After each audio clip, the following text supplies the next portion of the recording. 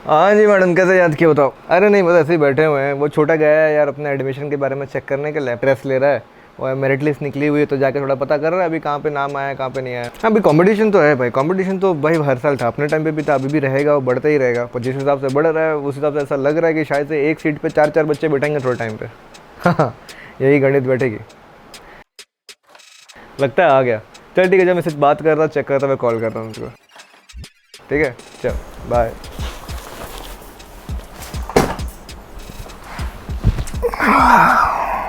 और भाई क्या आया रिजल्ट, किधर लगा फाइनली? ऐसे छिले हुए अंडे की तरह क्यों मुंह बना के बैठा है, क्या हो गया? नाम ही नहीं आया यार। सब जगह डाल के देखा, 2-3 जगह डाला, फर्स्ट लिस्ट गया, सेकंड लिस्ट गया, थर्ड लिस्ट गया, कोई भी टॉप 10 टॉप 15 कॉलेज में नाम ही नहीं आ रहा। जो भी जितने भी कॉलेजेस हैं सब में 2-2 3-3 मार्क्स से मेरा मिस आउट हो रहा है। अब समझ नहीं आ रहा करूँ क्या। मतलब सारे जो ड्रीम्स थे, टॉप कॉलेज जाएंगे, बड़े कॉलेज में जाएंगे, पढ़ेंगे, नेटवर्क करेंगे, पार्टी करेंगे,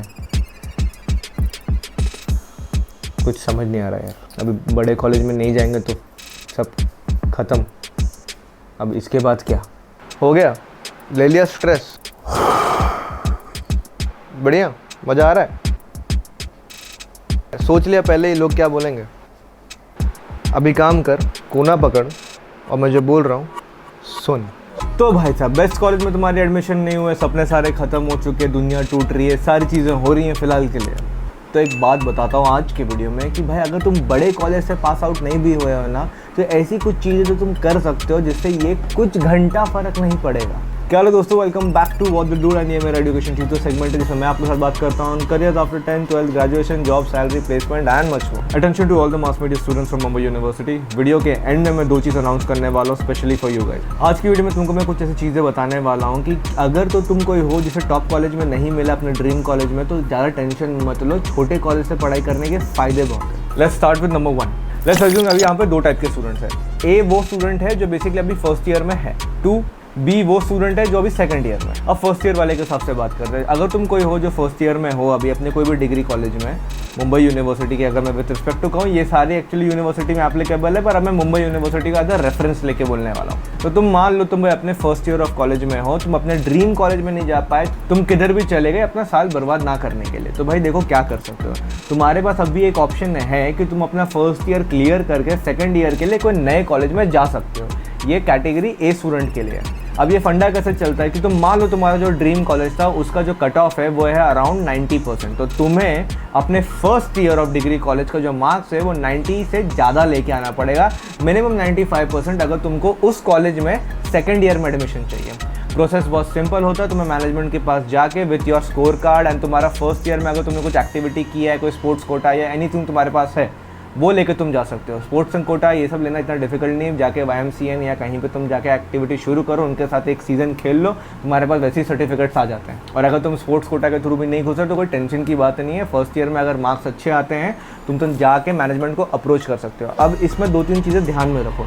जब तुम किसी मैनेजमेंट को अप्रोच करते हो उनके सेकेंड ईयर में एडमिशन लेने के लिए, तो भाई पहली बात तो उनके सेकेंड ईयर में भी स्पेस होना ज़रूरी है। मेजॉरिटी हो जाता है बिकॉज फर्स्ट ईयर में जब भी कोई स्टूडेंट घुसता है ना कॉलेज में, वो जो कहते हैं फ्रीडम मिलती है उनको एक्चुअल वाली, इसमें बौखला जाते हैं, बावले हो जाते हैं। एंड इसमें क्या होता है, मेजॉरिटी ऑफ स्टूडेंट्स उनको लग जाती है KT, फेल होते हैं, फेल में भी वो क्लियर नहीं कर पाते, लग जाते हैं उनको प्रॉपर KT, एंड KT की वजह से उनको लग जाता है बैक। अब इस कैटेगरी में क्या होता है कि भाई सेकंड ईयर के लिए कुछ सीट्स खाली रह जाती हैं, तो कॉलेज वाले क्या करते हैं कि ये जो सीट्स है ना ये अलॉट कर देते हैं। अगर कोई ट्रांसफ़र स्टूडेंट आ रहा है या ऐसा कोई केस लेके आ रहा है उसको।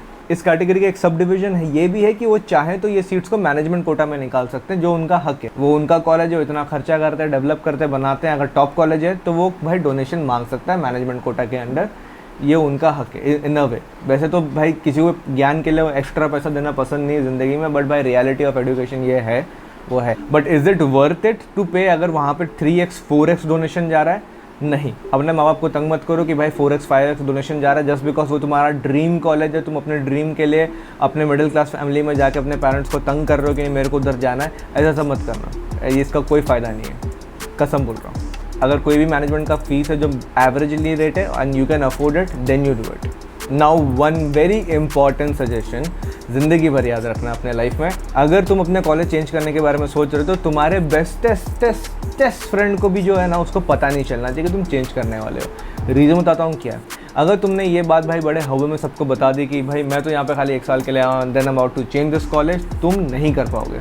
बताता हूँ कैसे। जैसे ही मैनेजमेंट को पता चलता है कि कोई स्टूडेंट है जो प्लान कर रहा है कॉलेज स्विच करने के लिए, और तुमने कॉन्वर्सेशन में अपने टीचर से ही बात कर लिया, सजेशन ले लिया, ये लोग इतने चालू कमीने होते हैं ना कि ये क्या करेंगे कि आपको फर्स्ट ईयर में डाल देंगे केटी, या आपको किसी एग्जाम में फेल कर देंगे, जिसके वजह से योर एग्जामिनेशन का जो क्लियरेंस है वो होगा अगले सेशन में। अब अगले सेशन में जब वो क्लियरेंस होगा तुम चेंज कैसे करोगे भाई कॉलेज। ट्रस्ट में ये बहुत स्टूडेंट्स के साथ होता है, मेरे बहुत दोस्तों के साथ हो चुका है। तो ये गलती मत करना। लाइफ में याद रखो, अपने अचीवमेंट्स अपने पास रखो, खुद खुश रहो, दुनिया में मत बताओ।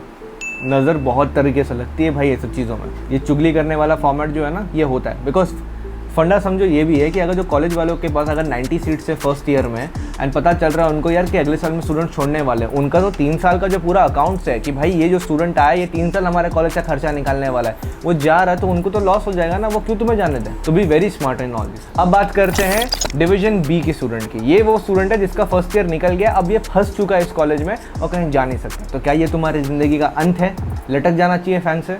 नहीं, क्योंकि मैंने पहले भी कहा है, मैं बार बार कहूँगा, तुम्हारा कॉलेज मैटर करता है पर तुम्हारी ओवरऑल पर्सनालिटी ग्रोथ के लिए, जॉब के लिए नहीं। छोटे कॉलेज से पढ़ाई करने के अपने बहुत फ़ायदा होता है। फ़ायदा नंबर 1, कोयले की खान में ना सोना बन के निकलो। तो तुम छोटे कॉलेज में पढ़ाई करते हो ना, वहाँ पे कंपटीशन कम होता है, एंड जहाँ कंपटीशन कम होता है वहाँ तुम्हें फ्लरिश करने का चांस ज़्यादा मिलता है। तो तुम्हारे 3 साल का रिपोर्ट कार्ड बनेगा ना, रिपोर्ट कार्ड पर तुम्हारे मार्क्स हमेशा A+ रहेंगे। तुम्हारा CGP स्कोर भी सबसे ज़्यादा चल रहा है, 7 करके पूरे स्कोरिंग आ रहे हैं। तो भाई तुम्हारी जब फाइनल एग्जामिनेशन के बाद जब तुम जाओगे ना कहीं पे जॉब मांगने के लिए, इट विल रिफ्लेक्ट। जहाँ कंपटीशन कम होता है वहाँ पे ग्रो करने का चांस मिलता है। जब तुम बड़े कॉलेज से पढ़ाई करते हो तो वहाँ पे कंपटीशन लेवल बहुत ज़्यादा होता है। तो यहाँ पे एक बहुत बड़ी इशू ये हो जाती है, अगर तुम कोई स्टूडेंट हो जो थोड़े इंट्रोवर्ट है पर स्किल्ड हो, तुम शायद से ज़रूरी नहीं है 50-50% चांसेस है कि तुम एक्सट्रोवर्ट बन के अपने स्किल्स दिखा पाओगे।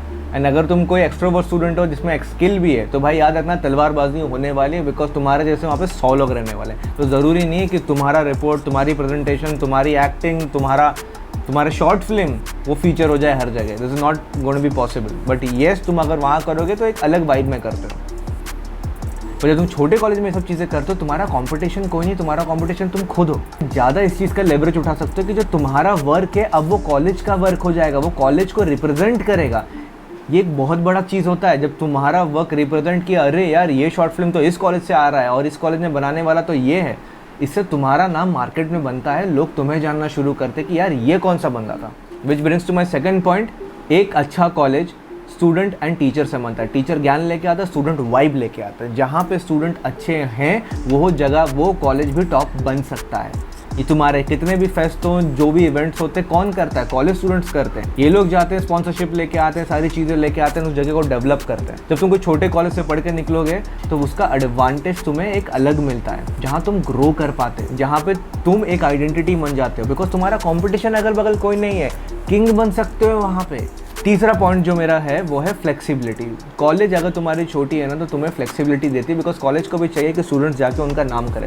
बड़े बड़े जितने भी कॉलेज है, मिठीबाई, JN, KC, वहाँ पे तुम सब कुछ करो, साथ में 75% अटेंडेंस लेके आओ, वरना तुम्हारे पेरेंट्स बुला लेंगे। एक अलग ही हवा रहता है वहाँ पे। तो एक स्टूडेंट एक डिफरेंट लेवल ऑफ प्रेशर में है। जब तुम छोटे कॉलेज से करते हो ना तो इतना ऐसा प्रेशर नहीं हो जाता, मैनेज हो जाता है।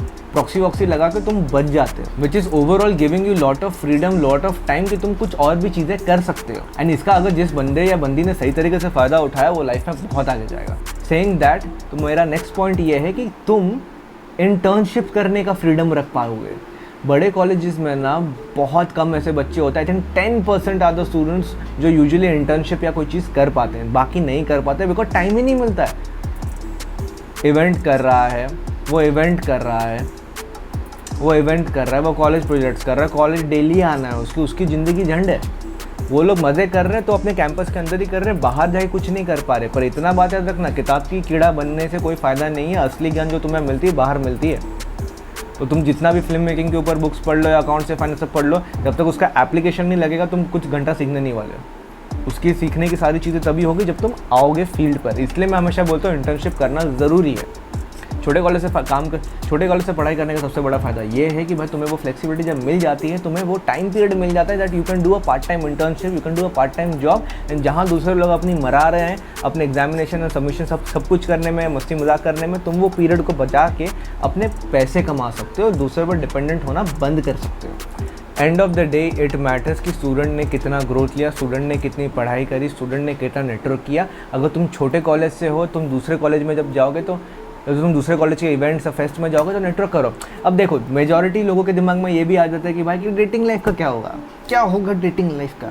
अब मैं तुम्हें सच बात बताता हूँ, देखो अगर तुम छोटे कॉलेज से हो तो येस वहाँ पर थोड़ा बहुत डेटिंग लाइफ फकअप होगी, बिकॉज यूजुअली क्या होता है तुम्हें वही टेढ़े मेढ़े दांत पर लौंडिया मिलेंगे, ठीक है। तो थोड़ा सा यू माइट फील कि अरे यार मुझे वो क्राउड नहीं मिला, वो मुंबई की वाइब नहीं मिली या whatsoever, but that's is not the end. जब तुम जाते हो इंटर कॉलेज कॉम्पिटिशन्स में या किसी स्पोर्ट एक्टिविटी में, वहाँ तुम्हारा इंटरेक्शन होता है, ट्रस्ट में। तो ऐसा मत सोचो कि अगर तुम छोटे कॉलेज से तो तुम नेटवर्क नहीं कर पाओ, कुछ नहीं कर पाओगे, ऐसा कुछ नहीं होता। फेस्ट में यहाँ वहाँ सब एक दूसरे से इंटरेक्ट करते हैं और वहाँ पे तुम्हारा चांस होता है ग्रो करने का, वहाँ तुम्हारा चांस होता है दोस्ती यारी करने का।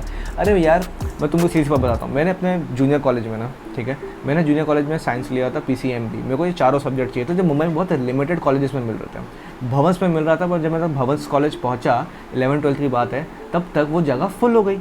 अब मुझे समझ में आया नहीं मैं करूँ तो करूँ क्या। अब मुझे टेंशन होना शुरू हो गया। अब मैं सोच रहा था यार जाने दूँ क्या साइंस, चलो कॉमर्स ले लेते, पर मेरा दिल कॉमर्स की तरफ नहीं जा रहा था, मुझे साइंस लेना ही था। मैं चला गया हंसराज कॉलेज, जहाँ दिल्ली में सब लोग जानते हैं, जहाँ से शाहरुख खान पढ़ के निकला है। वैसे ये इट्स इन मुंबई, पर उसके बारे में लोग जानते नहीं। वाई? बिकॉज हंसराज एक स्कूल की तरह सबसे ज़्यादा फेमस है। हाँ, school of Hansraj sports school है भाई प्रॉपरली। हम लोग का जो स्कूल था, सबसे बड़ा ग्राउंड, सबसे बड़ा basketball court, football, cricket, squash, tennis, सब कुछ है हमारे कॉलेज के वहाँ पे। एंड मोस्टली तो लोगों को पता ही नहीं था कि अरे यार यहाँ पे तो कॉलेज भी था, बिकॉज वो स्कूल के नाम से इतने साल से फेमस है ना। मैं वहाँ गया, पढ़ाई करना शुरू किया। मुझे हमेशा लगता था कि यार भवंस पास में था, मैं सारा भवंस नहीं घुस पाया, ये नहीं और वो नहीं। आई वॉज लाइक छोड़ भाई, मैं जहाँ हूँ मुझे जो सब्जेक्ट चाहिए, मेरा सब्जेक्ट इंपॉर्टेंट था, वो था physics, chemistry, maths and biology. Because मुझे डिसाइड करना था मुझे मेडिकल करना है या इंजीनियरिंग, मेरे लिए बहुत इंपॉर्टेंट था। मैंने क्या किया, मैं जब यहाँ पे गया, फर्स्टली छोटे कॉलेज होने की वजह से मैं काफ़ी शाइन किया हूँ। मैं कॉलेज की बास्केटबॉल टीम में भी था, साथ ही साथ मैं एक म्यूजिशियन भी हूँ। एज अ म्यूजिशियन मैं ना, अभी जो आप लोग मुझे देखते हो कि मैं बात कर पाता हूँ कैमरा में, वो टाइम पे नहीं था, जबकि मैं अपने म्यूज़िक स्कूल का सबसे टॉप स्टूडेंट रह चुका हूँ। मुझे गिटार आता है, मुझे गाना गाना आता है, मुझे तबला आता है, मुझे ड्रम आता है, मुझे कीबोर्ड भी आता है और मैं सिखाता भी हूँ।